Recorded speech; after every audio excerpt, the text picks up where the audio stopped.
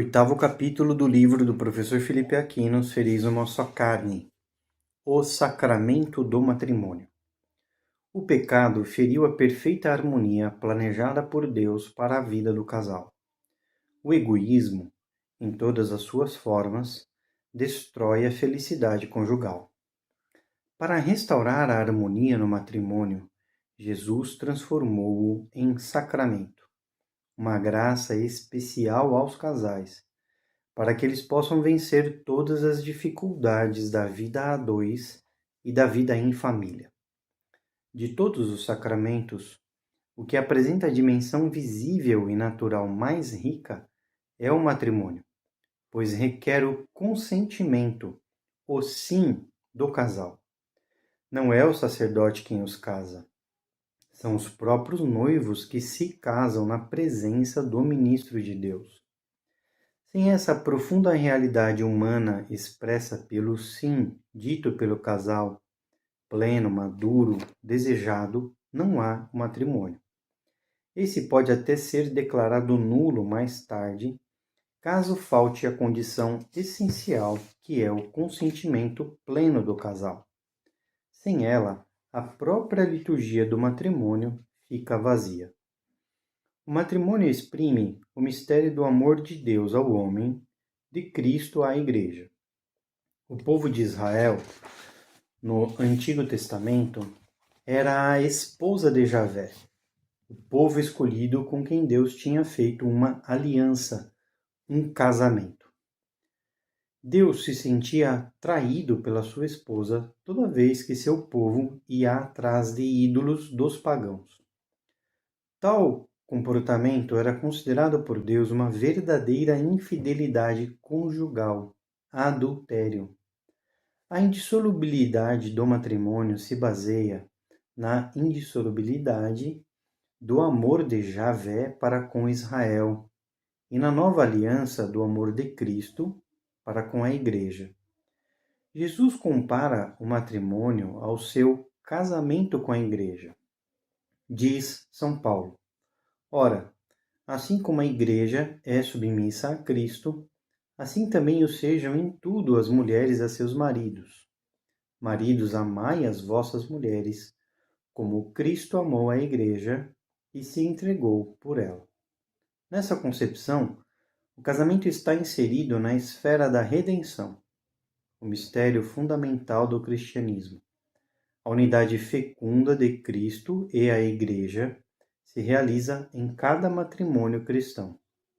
Assim, o humano é impregnado pelo divino e o amor do casal se torna fecundo e fiel até a morte. O Papa Paulo VI disse certa vez: a dualidade dos sexos foi querida por Deus, para que o homem e a mulher juntos fossem a imagem de Deus e, como ele, nascente da vida.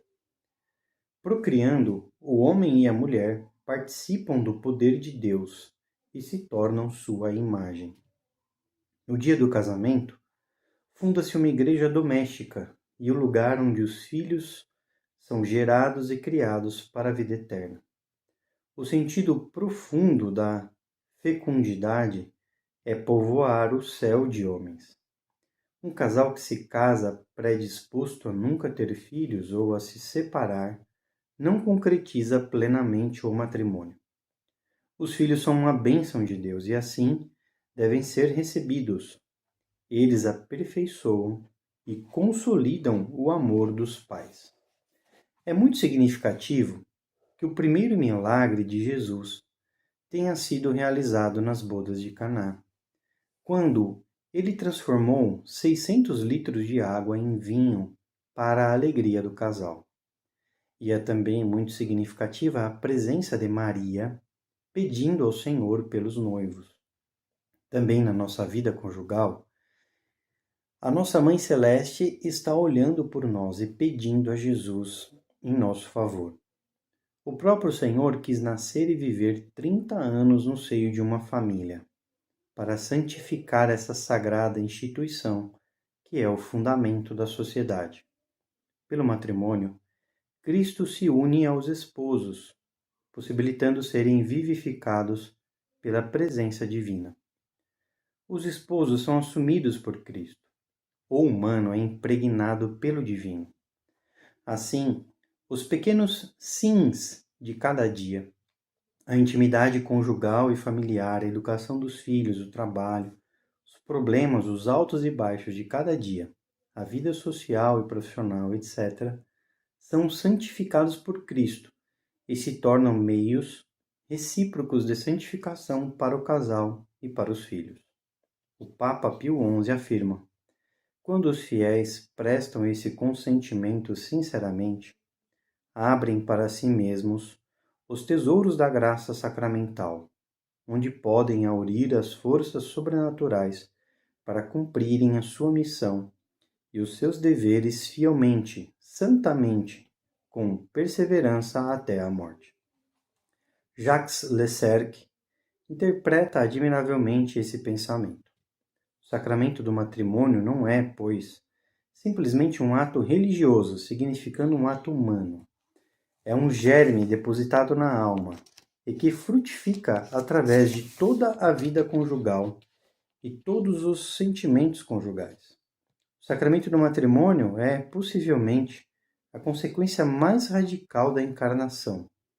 Depois da redenção, a vida divina de que o Cristo se torna participante, espalha-se nos homens, impregnando todo o ser, alma e corpo, inteligência, vontade e ação, de tal maneira que se pode dizer, sem medo de errar, que o homem está, também ele, de certo modo divinizado, e que a sua ação se torna simultaneamente divina e humana.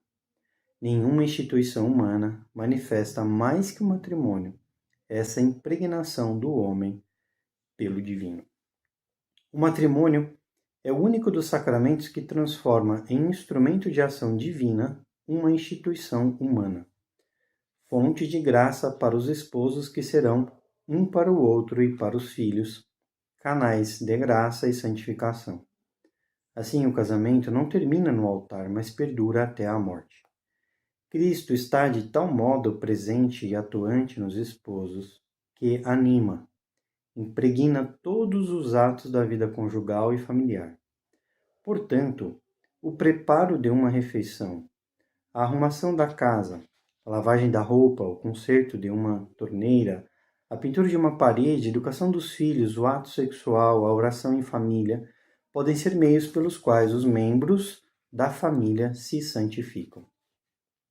Pela sua presença no coração dos casais, o Espírito Santo produz ali os seus frutos: caridade, alegria, paz, paciência, afabilidade, bondade, fidelidade, brandura, temperança. Vencendo neles os frutos da carne: fornicação, impureza, libertinagem, idolatria, superstição, inimizades, brigas, ciúmes, ódio, ambição, discórdias, partidos, invejas, bebedeiras, orgias e outras coisas semelhantes. O que falta aos casais, muito mais do que conhecer a necessidade de viver o amor, a compreensão, o diálogo, a aceitação mútua, a paciência, o perdão, a fidelidade, a valorização do outro, a oração, etc., é o poder para vivê-los. O próprio São Paulo, experimentando a sua fraqueza, exclamava: o querer o bem está em mim, mas não sou capaz de efetuá-lo. Não faço o bem que queria, mas o mal que não quero. Porém, o mesmo Paulo diz: porque é Deus quem, segundo o seu beneplácito, realiza em vós o querer e o executar. E ainda, tudo posso naquele que me conforta. Se Deus é por nós, quem será contra nós? Quem nos separará do amor de Cristo? Pelo sacramento do matrimônio, Cristo concede a sua graça para que o casal possa viver as virtudes necessárias e atingir o seu pleno ajustamento físico, mental e espiritual. Por meio dele, a fraqueza é alimentada com a força de Deus e o egoísmo, pouco a pouco, é purificado. É pela graça de Cristo que cada um saberá calar e falar quando necessário e oportuno, saberá dialogar, saberá aceitar o outro como ele é, buscando aperfeiçoá-lo, saberá suportar e perdoar ao outro, saberá acolher, elogiar, compreender, enfim, cada um conseguirá esquecer-se, sair de si e oferecer condição ao outro para que ele se promova e cresça como pessoa. É pela graça de Deus que o casal poderá vencer as queixas, as lamúrias, as condenações, os ciúmes, as fofocas, as infidelidades, os mutismos, os ressentimentos, as brigas, as indelicadezas, as comparações e tudo o que leva a martelar os defeitos do outro e a não sublinhar suas virtudes. Não tenho dúvida em afirmar que os casais se separam porque se afastaram de Deus, pois Ele é que os une. Foi constatado nos Estados Unidos que, em cada 1.000 casais que vivem autenticamente a vida cristã, apenas um se separa. Isto confirma plenamente a palavra de Deus que diz: se o Senhor não edificar a casa, em vão trabalham os que a constroem. Ou ainda, felizes os que temem ao Senhor, os que andam em seus caminhos. Poderás viver então do trabalho de tuas mãos. Será feliz e terás bem-estar. Tua mulher será em teu lar como uma vinha fecunda. Teus filhos em torno à tua mesa serão como brotos de oliveira. Assim será abençoado aquele que teme o Senhor. Pelas graças do matrimônio, a família mais e mais se abre ao mundo para torná-lo permeável a Deus. O amor do casal vai sendo transfigurado pela presença de Deus e começa, por assim dizer, a transcender o tempo e o espaço, sendo envolvido mais e mais pelo eterno e pelo infinito. A essa altura, o amor já não conhece mais barreira e mesmo no sofrimento, é presença intensa, porque se torna mais forte que a morte. O matrimônio não será um ato mágico a transformar instantaneamente e automaticamente os noivos, destruindo no altar suas más inclinações e defeitos. Porém, a partir daquele instante, haverá neles uma semente divina que, se encontrar terra fértil, germinará como grão minúsculo que se transforma em árvore gigantesca.